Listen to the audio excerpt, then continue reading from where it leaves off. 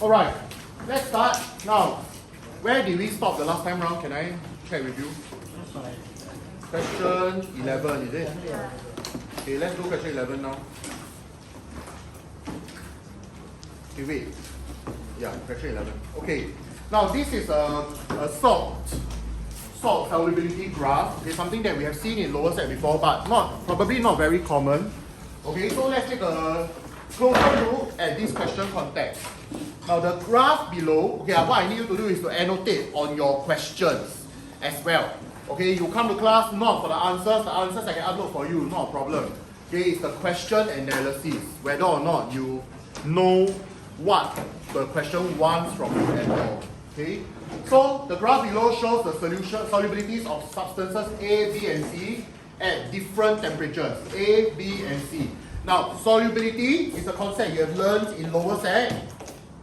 Okay, it just means how much of the particular substance or salt can dissolve in a fixed volume of water, okay, in terms of grams. So, they tell you at different temperatures. So, for example, substance B, as the temperature increases, the solubility slowly also increases.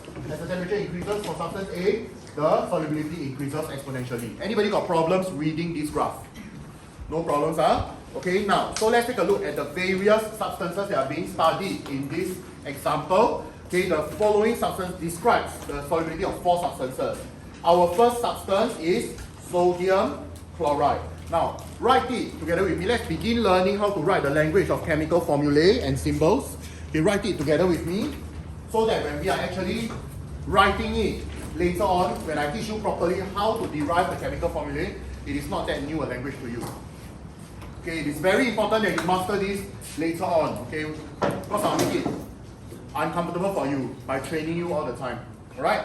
Now, high solubility from 0 to 100 and stable to prolonged heating. Now, the term stable to prolonged heating means what? Good. Okay, let's annotate that for ourselves. Thermally stable. And what does thermally stable mean? Will not decompose under high temperatures. Okay, so it's an important property. Now, iron 2 nitrate has the formula that looks like this.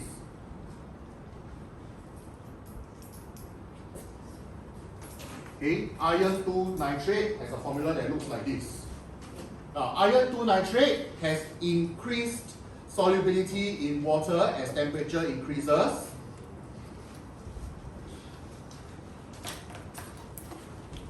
Next will be silver chloride.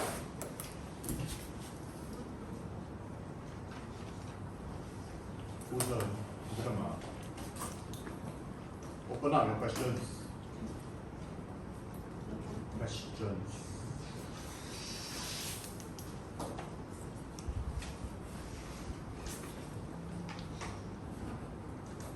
the book? 你诓我啊 Where's the book? 为何? Did I make it very clear that I want the book with you? It's in every announcement that I post into the Google Classroom.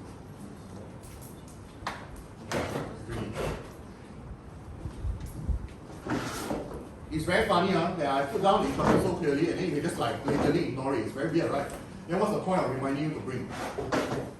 If you are so dysfunctional and you don't check the announcements, then what's the purpose of people reminding you? That means the person who's failing is not me, it's you. You are dysfunctional. You're not reading the things that are given to you. Okay? So please, basic 应该带来上课的东西 please just bring. What's the big deal? You have a locker in school. Do you need this? You don't need this book. This book has already been done already. You finished writing the assignment already. You can just store it inside your locker so you can bring it out when you're having lessons. Yes. Hello. Okay? I don't want to have to tell you off like how I told Ian off this morning. It's not nice. Potassium carbonate, K2CO3. Now, silver chloride has a very low solubility in water. Okay, that means essentially it is insoluble. Alright? Potassium carbonate has a higher solubility than iron 2 nitrate at low temperature. Then it increases. Then after that it decreases. Okay, so there is a upward and downward trend. Now, state which substance above are likely to be A to C. Will you be able to give me the answer? What is A? What is A? Iron? Iron 2 nitrate. Okay. I don't have the answer. 你们说什么就什么啊 What about B? Sodium chloride. And C will be? Okay, the solubility remains very low, right? For silver chloride, yeah, over here. Okay. Now, so let's move to C. Name the separation technique that can be used to obtain silver chloride and sodium chloride when they are added to water, and then explain your answer. So for silver chloride, what method will you choose to use? If I mix sodium chloride, silver chloride with water. Filtration. Okay, your justification? Okay. Can I shrink that into one word? Silver chloride is? Yes, relatively insoluble in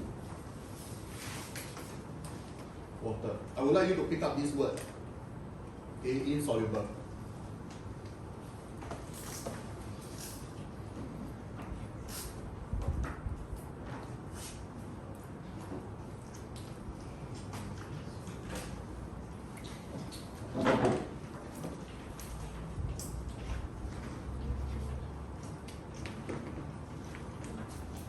Okay, sodium chloride. What method will you use? Sodium chloride in water, very straightforward. Evaporation. Okay, evaporation to dryness. And the justification? Sodium chloride is totally stable. Yes, all I want to see is your thermal stability. And then copy like Copy from the question. yeah. People Actually, I would prefer that you expand on your answer to show me what you understand by thermally stable. not decompose under high strong event. Yes, does not decompose under high temperatures. Okay?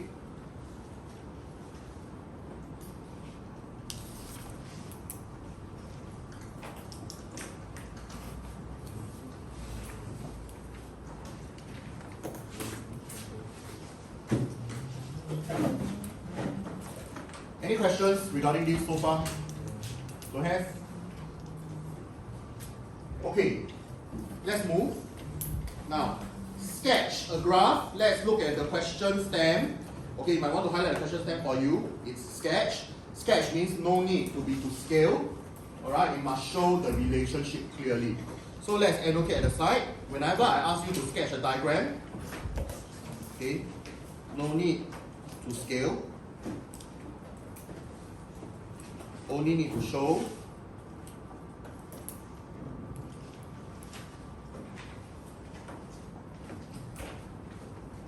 the relationship clearly. Okay, so what are we looking at? We are looking at the substance for substance D, right? Okay, so D has a trend of its solubility increasing and then decreasing. As you can see from the diagram, right, we have it right here. Okay, some of you might have given me probably straight line, okay, like this. Okay, anybody drew like that? Yeah, okay, accepted. Alright, but do note that for trends, very frequently we don't see this kind of trends. Usually it is a gradual trend. Okay, so just put a note right beside that. Okay, I don't think it will be marked down, but the better option is always to go for a gradual trend. As you can see lah, okay, for the others, like for example this for substance A, okay, you can see quite clear, it's gradual. Okay, or rather, you know, it's not an angular graph. Okay, now the last thing I will mark for is the labeling. Did you label your graph D?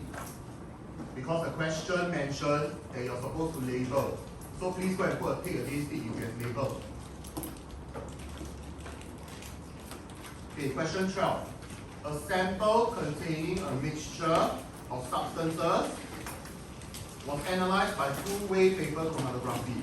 Okay, now, two-way paper chromatography, okay, is something that is pretty new to you. Alright? What does two-way paper chromatography mean? Okay? It's something that we don't see in lower sec.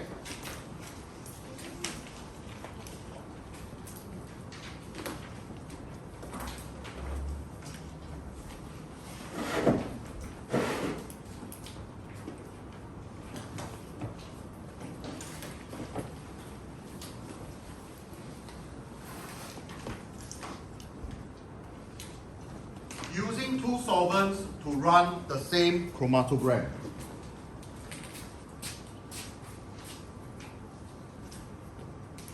You understand? Okay. So let's take a look at the diagram given to us.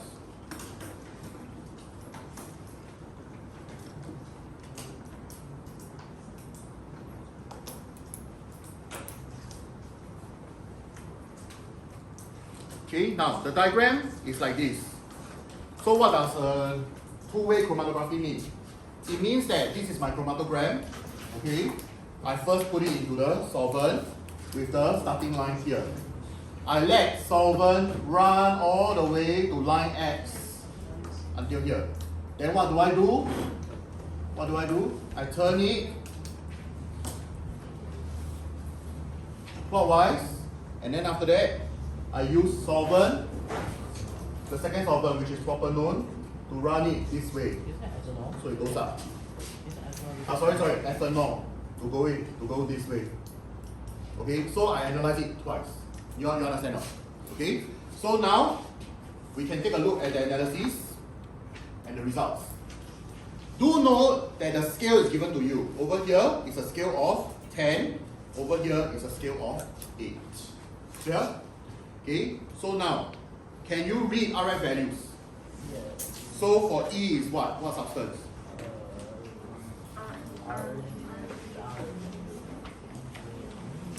Arginine. Okay, now what are all these? Arginine, glycine, tyrosine. Okay, these are amino acids. Any bio people here? Oh, physics then? Physics very shallow, is it? Okay, so the half. So bio, have you all learned, what chapter you all learning now? Cells. Chapter 3 is nutrition. Food test. Nutrients lah. Yeah, so you all know what amino acids are, right? No. You all don't know what amino acids are? No. Oh, you will not learn the specific ones. Yeah. So these specific amino acids, there are 20 naturally occurring amino acids. You are not going to learn them. Okay, just to let you know, these few are the names. Aspirin is a type of drug. Okay, tartrazine is a type of food flavoring. Okay, now, so E is arginine, F is what? Tyrosine. G is aspirina. G is what? G has a RF value of this is 2.5 over 10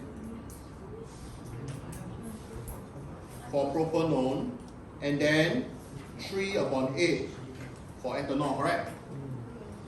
So is it 0.25 and 0.45? 3 upon 8 is 0.45, right? Yeah. So it's aspirin what? Correct? Sorry, you got issues. Okay. What about H? H is what? Glycine. Need me to go through how do we derive the answer? Anybody? Need just raise your hand.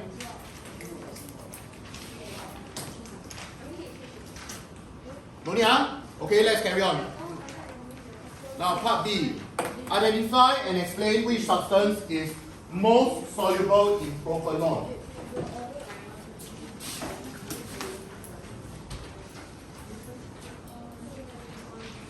Most soluble in propanol.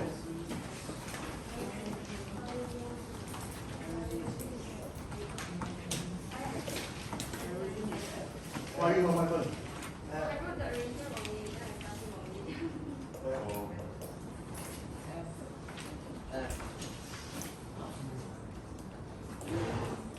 You see the screen now? Why?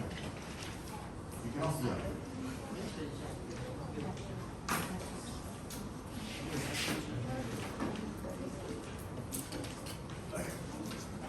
Can I carry on? Okay? Now, identify and explain which substance is most soluble in propanol. Most soluble in propanol means the furthest away from the start line, and propanol start line is here. The furthest spot is E, am I right? So is it correct that E, which is arginine, is the answer? And what's your justification? It has the highest. Anybody would like to unpack this for me? What does highest RF value mean? Most soluble. Yeah, correct. But in a chromatogram sense, how do you unpack this word, highest RF value? Retention factor.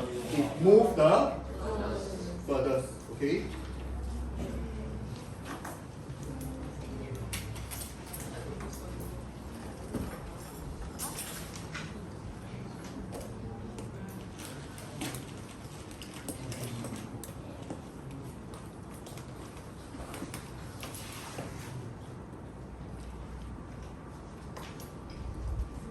Okay, move the furthest from the start line. Name the lines X and Y present. Oh yo, so simple. What is that name that we give the furthest distance, the line that the solvent something line? Solvent front. Yes, solvent front. Okay, now after the chromatography was completed, a locating agent was sprayed onto the chromatogram. Explain why a locating agent was used. This is a very common question. Okay, explain why a locating agent was used. This is the common part. So why do you need to use a locating agent? I think we have done this in lower sec before. Yeah, with the colorless substance to. Okay, so there are a few things you need to establish. The first thing is that the dye, can dyes be colorless?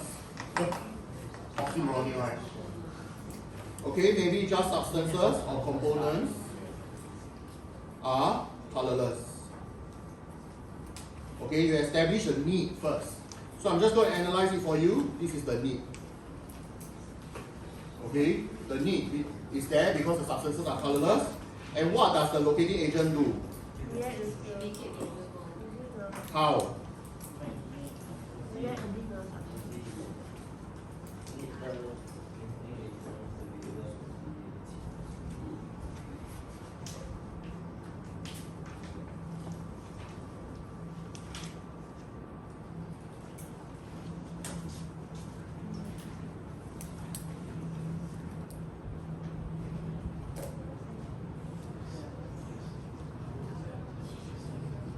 Okay, so you notice the structure of such a question and answer, yes. The first part, I didn't say the R, I said the spot traveled. Okay, now, so learn something from this question. This question is an explain why you do something question. Okay, so I'm just going to put it down here in another color.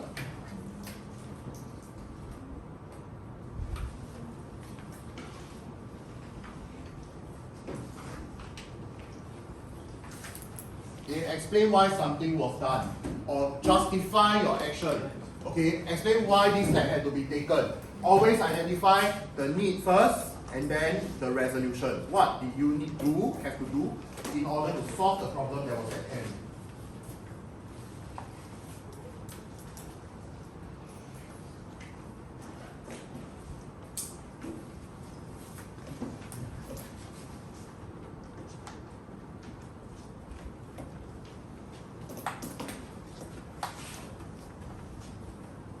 Alright? Any questions? Who needs more time? Can I ask? Can I move? Right, let's move. Now, question 13. Okay. The air that we breathe is a mixture. Each component of air has its own uses. For example, nitrogen, which is the main component of air, can be used to make ammonia for the manufacture of fertilizers. Oxygen can be used in hospitals. Alright, now, nitrogen, percentage composition, 78%. You are going to learn this when we do the chapter on air and the environment, the atmosphere, which is your last chapter in Sec 4. Okay, oxygen, 21%. Carbon dioxide, about 0.03%, but actually, honestly speaking, in recent years, it has risen to about 0.04%. So that's a 1/3 increase. Okay, in terms of percentage composition. Because of our carbon footprint, carbon dioxide emission is a problem. Why is carbon dioxide emission a problem? Are you guys geography students? Some of us. Pure geog? No, All in that geog. Your pure is your various, the mixture one, right? Yeah. Okay. Now, carbon dioxide is a serious problem because it is a greenhouse gas. Okay, it's a greenhouse gas, traps heat within the atmosphere. Okay, but we'll not talk too much about carbon dioxide now because we'll discuss it when we reach the chapter. Okay, so you can see the air is made out of mainly these few gases lah. Now, what other information is given to you? Melting point, boiling point, okay, of the various gases. Carbon dioxide, of course, has a special property, it sublimes. Okay, so note the amount of time I spent on analyzing the question. I spent a good amount of time looking at what the question wants from me and what the question has for me. You understand? I need you to be less hasty. Okay, many of you, especially Chongqing students, like to be very hasty and they miss the point. Okay, now every question is different regardless of how many times you have practiced certain questions. They will be similar in certain ways, but they will be different in others. Okay, so always spend time analyzing. Now, how the process of extracting some components of air. So they talk about air extraction. There are 3 steps. First step, temperature of air is lowered, okay, to minus 205 degrees Celsius. There is one very important justification. Why do I lower the temperature? One word, start with C. Because the gas is in, you want to separate, am I right? So in order to separate, is it easy to separate gases? No. Can you take one molecule of gas here and you put it aside, one another molecule and put it aside? You cannot, right? You can't even see them. So, this is to trigger condensation. Okay, this is to trigger condensation. Now, after you have condensed the air into liquid air, okay, I'm going to put down here. Now you have liquid air, is it easier to manage? Can you imagine what method you're going to use? Okay, after that, now the mixture is then filtered and the liquid filtrate is obtained. Why do you need to filter the liquid air? What is the purpose? Remove what thing? Like what? Like what? Okay, remove your solid impurities, right?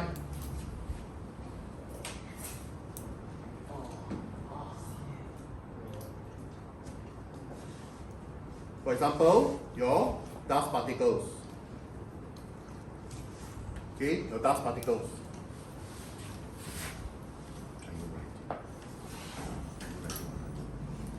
Can you remember all these 1.5 years later? Bro, I'm talking to you. Can you remember any of these 1.5 years later? Yeah, why not already? Thank you. Okay, now last step would be to slowly warm and pass through a fractionating column. So this becomes the fractional distillation.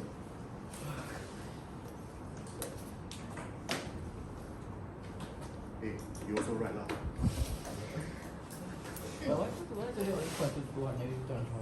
Because most of the gases would have condensed by that. Their boiling point is usually above that. Minus 207, I think, should be around liquid nitrogen level. What, just 0 Kelvin? No, you cannot reach 0 Kelvin. Science is unable to reach 0 Kelvin yet. 0 Kelvin is very, very, very cold. And it is postulated that at 0 Kelvin, all matter will stop moving. Because you know, all matter particles are in constant random motion, correct? Because they possess energy at room temperature. Room temperature is actually pretty high. Okay? It's postulated, but the last I heard, you know, we are still unable to reach 0 Kelvin, minus 273 degrees Celsius. Okay, the closest they've gotten to was like, I think 0.4 or 0.5 Kelvin, something like that. And the things are still moving. Particles are still moving. Okay, that one. Identify the components of air that do not exist as a solid when the temperature is lower to minus 205. Laiba, check. Minus 205, which one haven't condensed yet? Which is related to the question we did just now. Can anybody see? Minus 205, which one haven't condensed? Who are? Nitrogen, oxygen haven't. Nitrogen is minus 210. What's the temperature they give? Minus 205. That means haven't reached yet lah. So oxygen haven't liquefied. Nitrogen haven't liquefied. That means oxygen also haven't liquefied yet. Is that all? Yes. Okay, so nitrogen. Okay, follow me. Note down the chemical formula also. And oxygen. Okay. Your foot will freeze over all your cells. Nature is how God works, and there's too much oxygen together in your blood. Why are you asking a question that is Shi'an level? Which components are removed by filtration in step 2?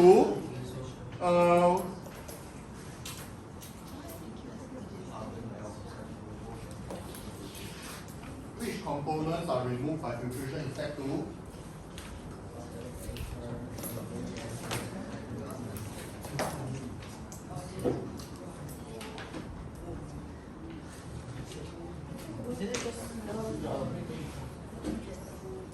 The key here is that the filtrate is obtained, am I right? Let me erase this and use a different color. Oh no. Okay, liquid filtrate is obtained here. Okay, liquid filtrate is obtained. So this one is still present as a solid, this one as a solid, this one as a liquid, this one as a liquid, this one as a liquid. So because I have I thought it's the other way around. I thought oxygen is a liquid. Oxygen is a liquid, right? yeah, sorry, I'm confused. Oh, look at boiling point, is it? Yeah. So this one should be. Oh, this one should be liquid already. Then the rest Am I is right? solid. Yeah, then the rest is solid. Yeah, the rest is solid. Is this also a liquid already? It's a solid. Yeah, it's a reach freezing point already. It's a solid. We reach freezing point already. Hey, why you all never stop me just now? What? I was totally teaching the wrong stuff. What do you mean? Okay, balik, let's go. Let's go back to this question.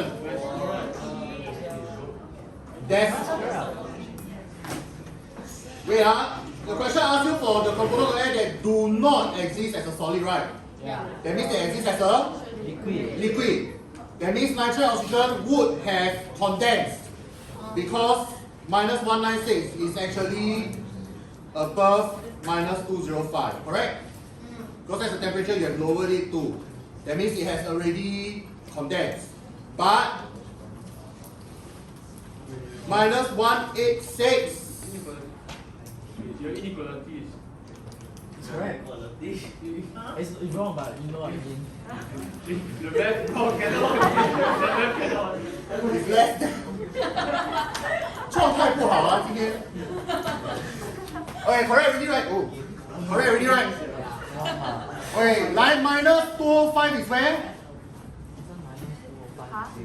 No, it's not. Minus 205 is lower than minus 183. Huh? Yeah. Below negative It's a number. negative scale. So minus 205 is also below minus 189. Yeah, that's what I said. Yeah. Am I right? So therefore, it will have solidified. Argon will have solidified, correct? Okay, so 我对了啊，这个是 minus 78 and is minus 205 is way below that. So that means that carbon dioxide will have also solidified. Okay. Correct? And then finally, this is 0, water is 0, and is minus 205 is also below 0. So therefore, water will be present as ice. Go minus 1. Am I correct now?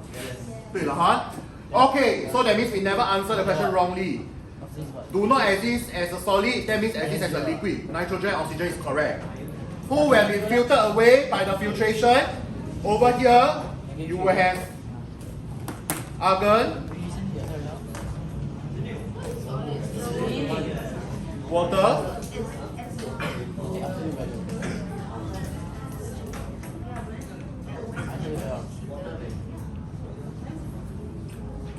water vapor.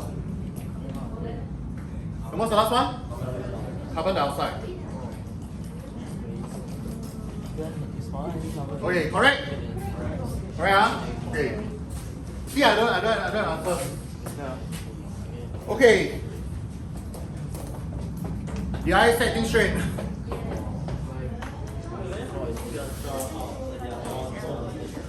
Sorry? Just filter lor. No, you will filter it and then you obtain the liquid filtrate. This liquid filtrate is only N2 and O2. Yeah, because they're in a solid state, the rest of the gases. Anybody don't understand what's going on here? Can I go on? Okay, sorry for that. Now, name the process used to separate the various components of air in step 3. We have already given the answer, and the answer is fractional distillation. Please spell correctly. Now,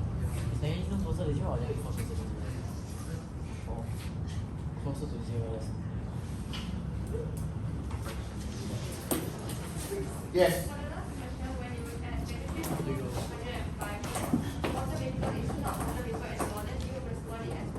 We got the answer, see? It's fine to write water vapor because they are asking you which component of air is being removed. Yeah. Even if you wrote water, I will give it to you.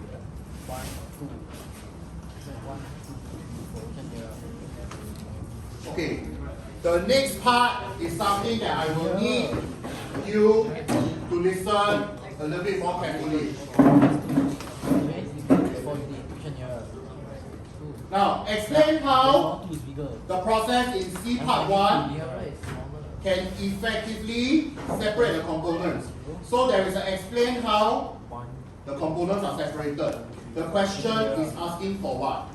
The question is asking for the principle.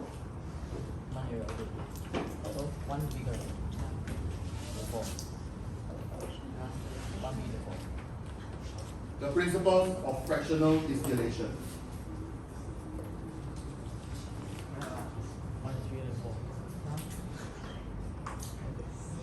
Okay, now let's take a look at the principles of fractional distillation. You always start with discussing the difference in the boiling point. So now we are talking about the filtrate. Okay, the filtrate is made up of nitrogen and oxygen. Do we agree that they have different boiling points? Can it be fractionally distillated? Can. Okay, rather distilled. Okay, the verb form is distilled. Okay, so the first thing we want to do, always talk about the warming first. Okay, when the filtrate is warm, we start from the heating part.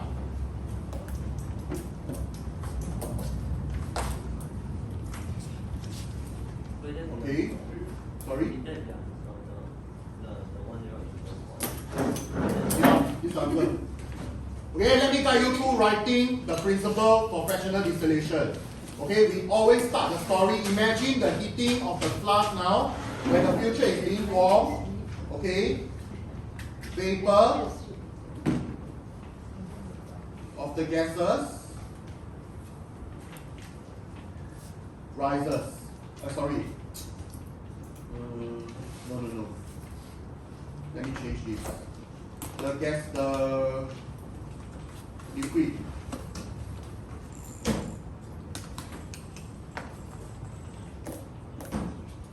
slowly vaporizes. So what I want to see is the vaporizing process. Okay, warm and evaporate. Okay, convert into gas is the first step that will happen. Now, what will happen to this vapor? Rise. Okay, talk about the rising. Okay.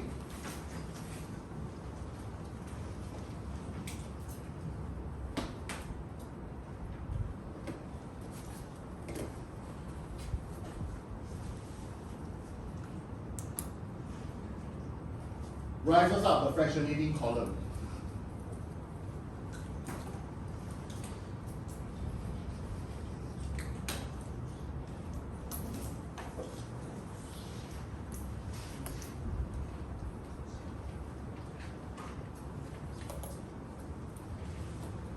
Then we talk about a specific, the first substance that will distill out, you will reach minus 196 first. Okay. Nitrogen will boil.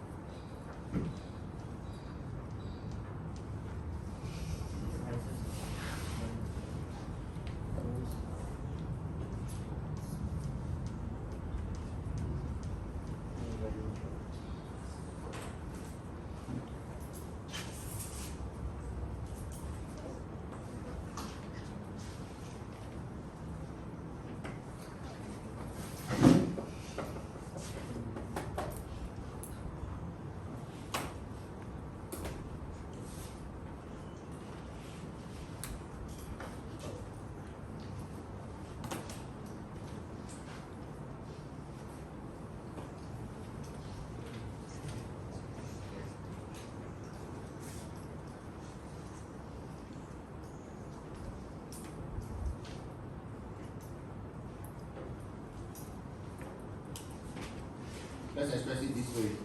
Nitrogen is then collected and separated from oxygen.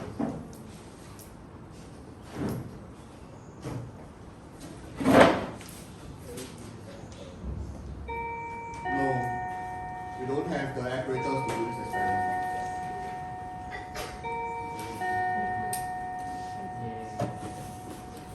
Are we going to do fractional distillation? Are we going to do fractional distillation? Alright, last two questions, let's finish this up. Describe a test which can be performed to check if the nitrogen gas obtained in step 3 is pure. Very simple. What test will you use?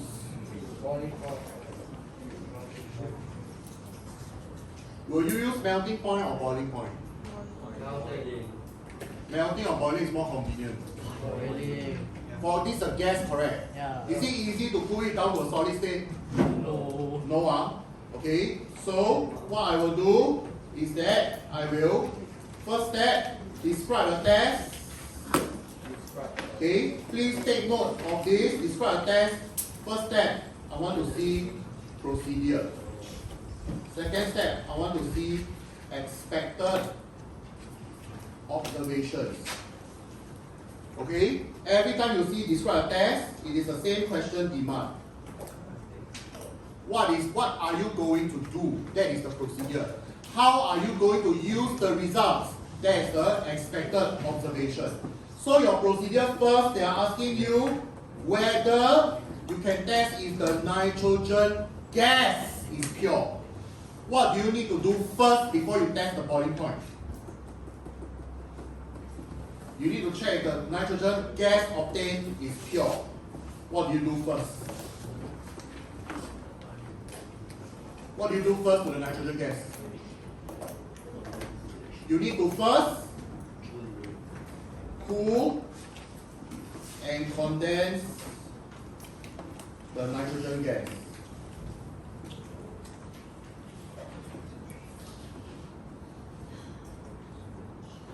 After cooling and condensing, you need to now do what? Yeah, heat again, correct? Okay, heat. And what do you do? Heat and measure what thing? Measure the temperature at which it boils. Okay, do you see that this has fulfilled the procedure step? Can we understand? Okay, now do we have a second step to do? The expected observations. How do you know if this is pure? You are testing, you found the boiling point. How do you know that it is pure?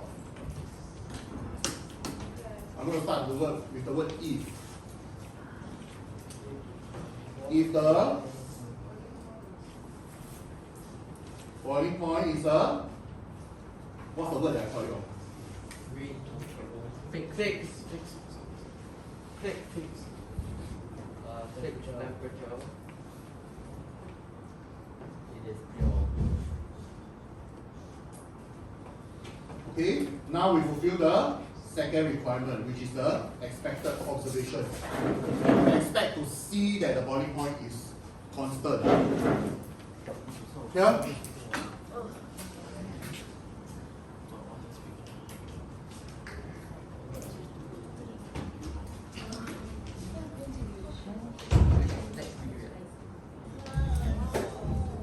Last question. GIT, explain if a sample of water containing a small amount of dissolved carbon dioxide will melt and boil at 0 and 100 degrees respectively. Your answer? Containing a small amount of dissolved carbon dioxide. Which one is bigger than 100? 100 is bigger than what? Which one is bigger than? Yeah, one is bigger than 100. Yo, sisters. What are you all talking about yourself? One is bigger than 100. Shah? One is bigger than 100. One is bigger than 100. Ada, are you okay? -2 is smaller than -4. You know that was learned in PSLE, right? Negative number scale you all learn in PSLE. Step 1. Do you pass that one, man? Okay. Understood. Now, so your answer here will be no. Reason? What is the role of carbon dioxide in this case? Can somebody tell me? Very good. Carbon dioxide is an impurity. Okay, we learned this word, impurity. What will it do? I need to see what will happen. Explain.